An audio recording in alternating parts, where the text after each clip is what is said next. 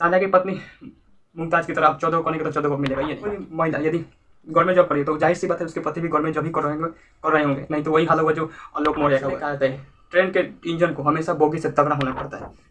जय हिंद। आज क्या देखते हैं, पॉलिटिक के भाग संख्या 4 के बारे में देखते हैं। इसमें किसकी चर्चा है तो राज्य के नीति के निर्देशक तत्व के बारे में चर्चा है, directive principle of state policy. इसमें आर्टिकल जो है वो 36 से लेकर आर्टिकल 51 तक है। ये देखते हैं पहले ये लाया कहाँ से गया था। भाग संख्या 4 यानी राज्य के नीति के निर्देशक तत्व कहाँ से लाए गए तो आयरलैंड से। आयरलैंड से कहाँ से लाए गए, आयरलैंड से। और आयरलैंड कहाँ से लाया था, आयरलैंड जो है वो स्पेन से लाया था।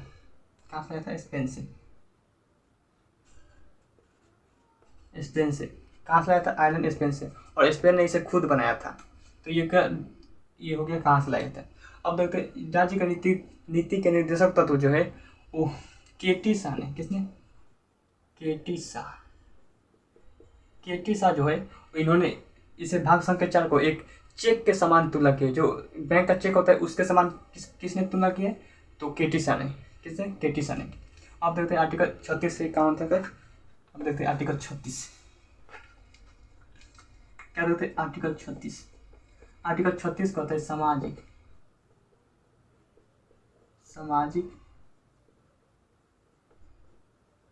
आर्थिक लोकतंत्र की परिभाषा। सामाजिक आर्थिक लोकतंत्र की क्या है परिभाषा के बारे में चर्चा है, किसमें, आर्टिकल 36 में। अब देखते हैं आर्टिकल 37। आर्टिकल 37 का होता है डीपीएसपी यानी directive principle of state policy. DPSP के रिलेटेड मामला, कोई भी रिलेटेड मामला हो तो उस स्थिति में आप न्यायालय नहीं जा सकते, यानी न्यायालय बाध्य योग्य नहीं है। यानी directive principle of state policy के तहत आप न्यायालय नहीं जा सकते, यह न्यायालय में बाध्य योग्य नहीं है। आर्टिकल 38 क्या करता है कि लोक कल्याण के बारे में बात करता है। लोक कल्याण के बारे में कौन बात करता है, आर्टिकल 38 से बात करता है। यानी कोई भी जो सांसद है वो अपने एरिया में वो लोगों का क्या करते हैं, कल्याण किया जाए। जैसे कि कोई भी जैसे किसी चीज़ की जरूरत है, जैसे हॉस्पिटल है या फिर स्कूल में नल गड़ा नहीं है, नल नहीं है, या फिर टंकी नहीं है, फिर जो कल नहीं है, सबके देखने के लिए कौन करता है, ये लोक कल्याण बात करता है। आर्टिकल 39 क्या कहता है, आर्टिकल 39 कहता है समान काम का समान वेतन।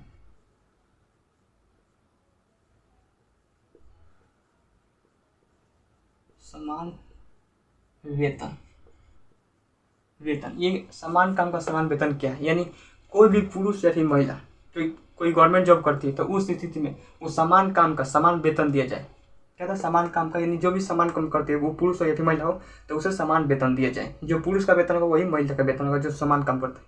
लेकिन यदि कोई समान वेतन नहीं देते तो आप सुप्रीम कोर्ट यानी कोई न्यायालय में जा सकते हैं, यानी कोर्ट में नहीं जा सकते। कौन कहता है, आर्टिकल 37 कहता है कि इसके तहत आप न्यायालय नहीं जा सकते। ये हो गया आर्टिकल 40। आर्टिकल 40 कहता है पंचायत की चर्चा। किसकी चर्चा है, पंचायत की चर्चा है। हालांकि पंचायत पहले किस में था, भाग संख्या 4 में, लेकिन इसे संशोधन कर 73वां संशोधन 73वां संशोधन 1993 में 73वां संशोधन 1993 में कर इसे कहाँ भी दी गए 243 के क में। तो 243 के में किसमें भेज दिया गया, क में। ये 243 का जो है वो भाग संख्या 9 में पढ़ना है आपको, हम बाद में पढ़ा देंगे। ये क्या होगा 243 क में।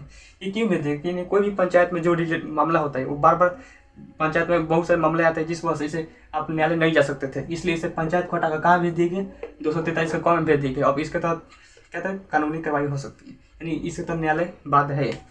योग्य। अब आते हैं आर्टिकल 41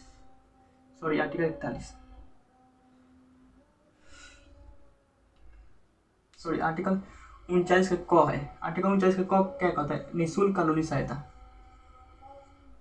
निःशुल्क कानूनी सहायता। आर्टिकल 39 के क कहता है निःशुल्क कानूनी सहायता। अब देखते हैं आर्टिकल 41। कुछ दशाओं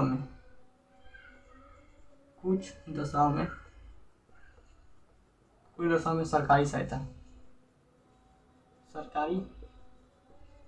सहायता, कुछ दशा में सरकारी सहायता, ये क्या है? यानी कोई भी, जैसे कि कोई व्यक्ति विकलांग है या फिर कोई बूढ़ा हो चुका है, तो उसे खर्चा पानी चलाने के लिए क्या उसको सरकार अपने तरफ से क्या देगी?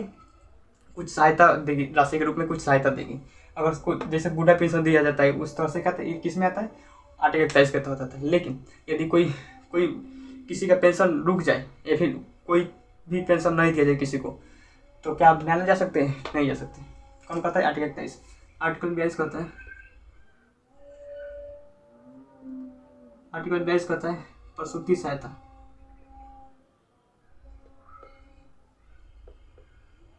प्रसूति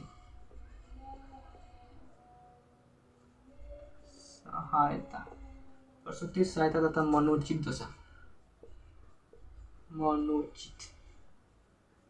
मनोचित दशा, प्रसूति सहायता तथा मनोचित दशा। पहले मनोचित दशा क्या है ये समझ लेते हैं। मनोचित दशा क्या है? जैसे कोई भी जो सरकारी गवर्नमेंट है, तो गवर्नमेंट जॉब है कोई भी किसी के पास भी, तो उसका तबीयत यदि डाउन है यानी तबीयत खराब है, तो उस स्थिति में क्या होता है? उस स्थिति में उसको हार्ड फिजिकल वर्क न देकर कोई इजी वर्क या फिर इजी पेपर वर्क ऐसा कुछ दिया जाए, यानी उसका स्वास्थ्य के अनुरूप क्या दिया जाए? काम दिया जाए। कौन कहता है? आर्टिकल 22 मनोचित दशा। अब देखते हैं प्रसूति सहायता। प्रसूति सहायता क्या है?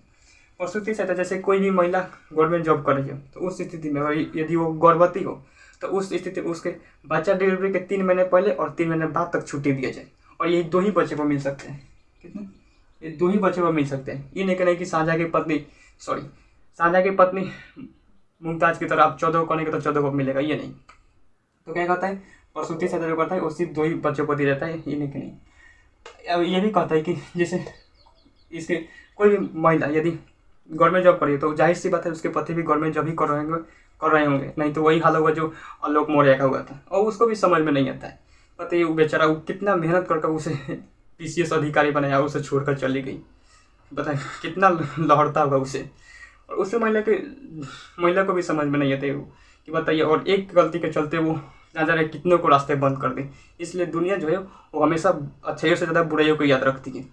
और इसमें क्या होता है? मान लें कि अभी जो महिला वो दूसरे से फंसी है, उससे आगे चलकर उसे कोई लड़का यह होता है, तो जब वो 12 होगा तो वो भी चक्कर पकड़ करेगा। तो उस स्थिति में उसकी माँ जो होगी वो बोल भी नहीं सकती कि तू ये क्या करे, ठीक नहीं है।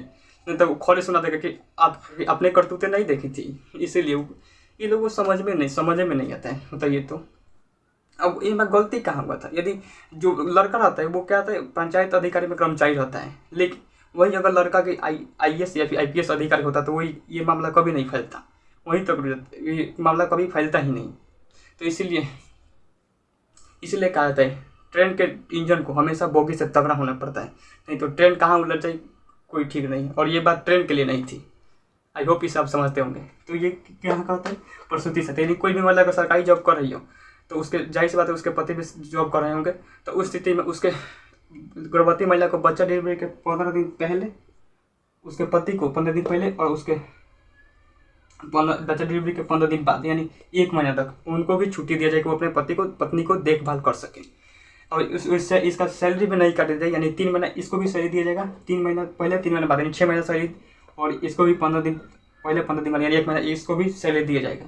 और ये 2 ही बच्चों को मिलता है, तीसरे बच्चे को नहीं। तो ये हो गया। अब देखते हैं आर्टिकल 43। आर्टिकल 43 क्या कहते हैं? आर्टिकल 43 कहते हैं निर्वाह एवं न्याय संगत मजदूरी। निर्वाह एवं